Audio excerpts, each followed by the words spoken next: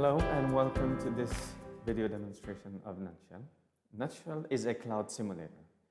It provides its user to create cloud simulation with very little amount of code. Nutshell comes with the existing data center architecture right out of the box, and they're very configurable, and it allows you to focus only on the particular part of cloud that your research is in and leave the rest to Nutshell. Now, cloud depends on the network of the data center. Data center's very integral part is the data center network. Now, any performance degradation in the network results in the degraded performance of the cloud. So, existing simulators that we studied so far either have very limited implementation of the network portion or a very abstract view. Hence, we created this new simulator that actually focuses on the network portion of the data center. The architecture that this Nutshell has is of a plug-and-play type. So if you are a researcher who wants to simulate a cloud new scheduling algorithm, you can just create your own algorithm and just plug it in our existing data center architectures, which are scalable, and you're good to go. Now, for this purpose, we chose NS3 as our underlying simulator that powers the network portion of Nutshell, and this is implemented as an NS3 extension. Now, we have implemented different data center architectures such as fat tree, 3-tier, and D-cell. Now, these come right out of the box, and these are highly configurable. All you have to do is provide your particular scenario numbers, and you will get the whole data center architecture created within an instant. Now, the Nutshell has all these important protocols that are required by each of the data center architectures, and they are ready for you to use. Nutshell also has the packet level fine-grained detail, network details, so if you want to analyze packet level details, it enables you to do so. And also, detail tracing is enabled for it.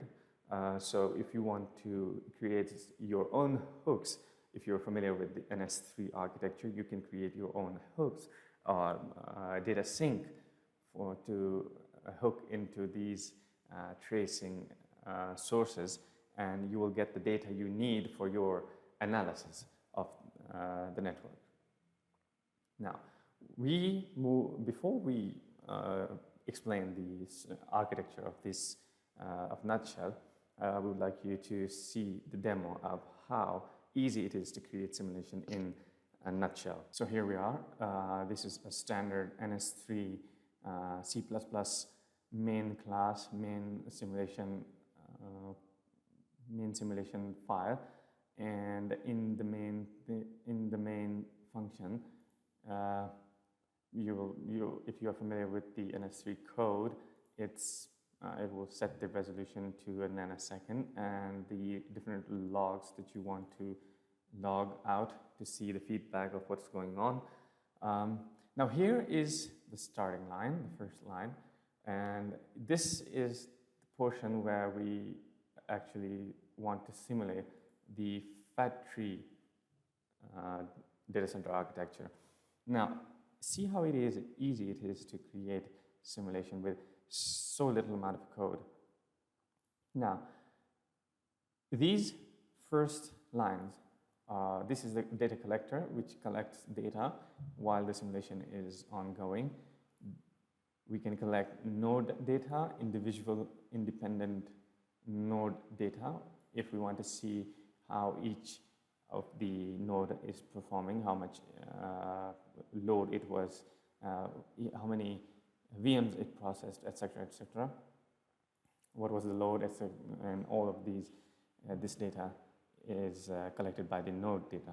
And then we have the network statistics, and the interval is set for both the node data and the network stats. The VM data, it captures the, it actually dumps the configuration of the VM that was executed, the VM that was not executed, and the VM that was split and executed. Then we have the link that was used to create the whole architecture, its configuration, pretty standard stuff. Then we have this portion, which actually is the core of creating your architecture. Fat tree configuration, in where you have to first configure the nodes. These two values are the lower and the upper bounds for the processing power, for the RAM, for primary storage, and the secondary storage. And then we have the VM. Generally, we have to, how many VM we want to create, the processing power it may require. Also, it will be assigned random. Then we have the primary storage, the secondary storage, and the application size. This is the application size. Okay, next is the VM. Will the VM require data?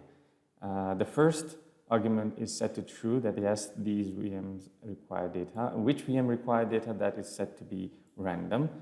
The data required from server, number of VMs that require data from server, that is 2, and how much data is required, the hard disk read-write rate, the RAM read-write rate.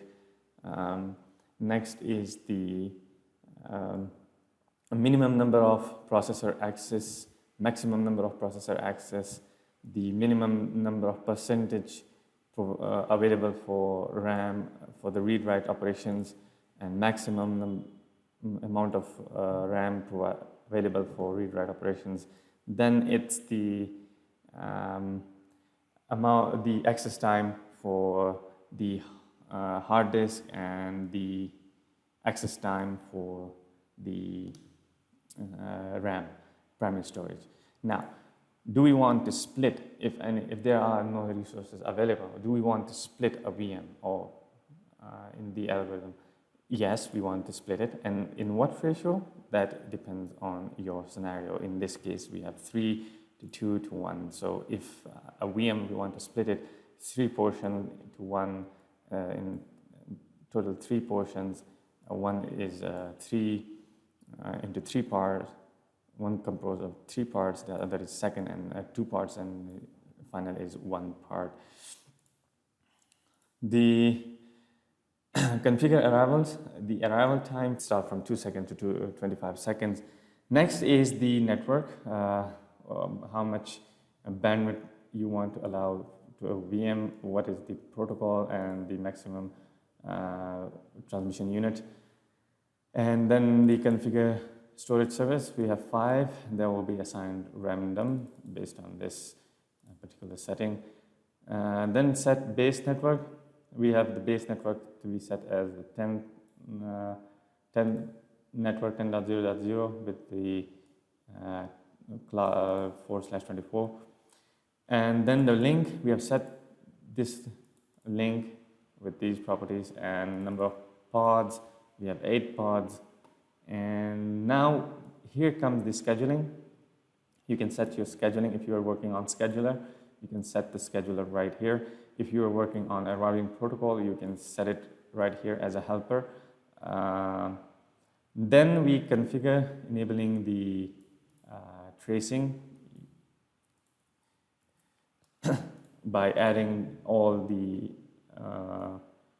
classes object here and over here, and then we enable the collector. We pass on the collector there and just set the fat tree configuration and provide that to the class constructor, And that is it. That is the amount of code you need to create a fat tree simulation.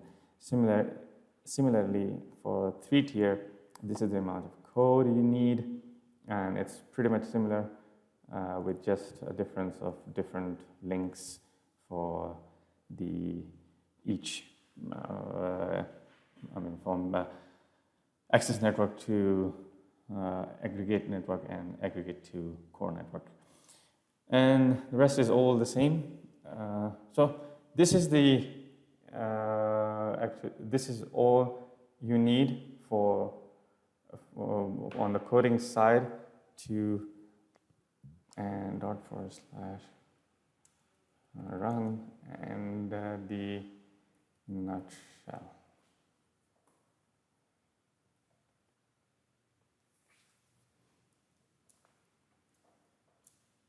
So now it's building after some changes.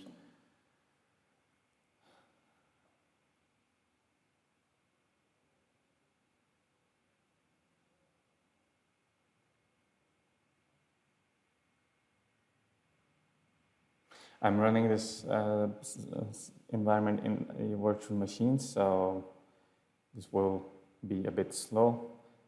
But if you have a good workstation or a good PC, now the simulation has started, and because it's a very little, and I've disabled all the log files, so it was finished, and here is the data. So here is the data generated by this whole simulation, complete list. If I want to see it, just show you in a quick. So if you see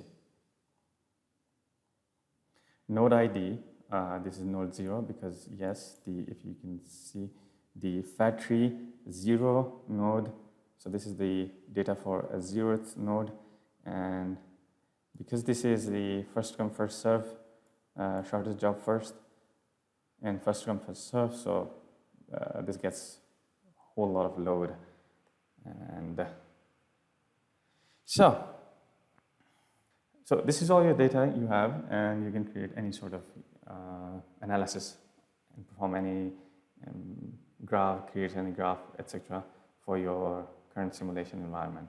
Okay, so this is the system diagram. We have processing, power, storage, and we have at the bottom that's NS3, and then we have utilities, application size, storage, and processing power. Storage, well, definitely we have a primary and secondary storage. Both can be created using this class, and then we have these components. These components can be used to create any sort of data center architecture. You can use them on your own. Routing protocols, the addressing scheme, storage, server, computational node, and these are the VM type that we have currently: the consumer, producer, and simple computational and local data VM that actually performs computation and process local data as well. Process producer acts as a producer only. Consumer first consume the data if it's being consumed from either a storage server or a producer, and then again produce the data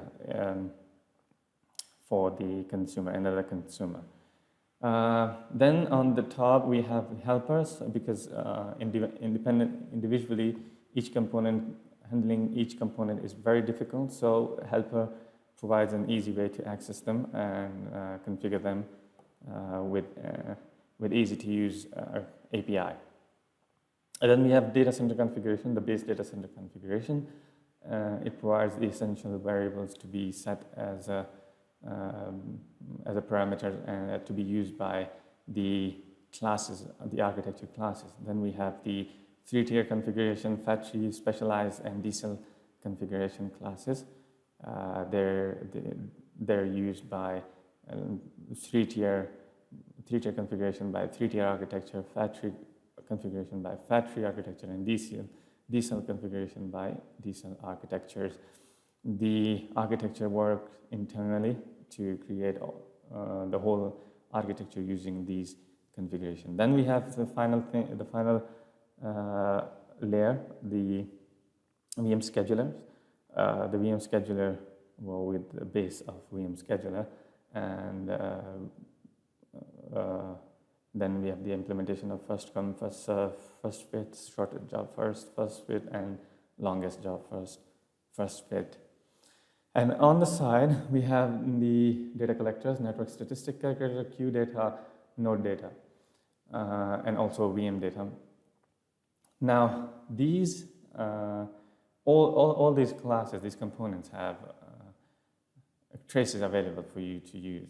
You can these trace sources can be connected by any trace sync. So if you want to create your own analysis, you can hook them easily.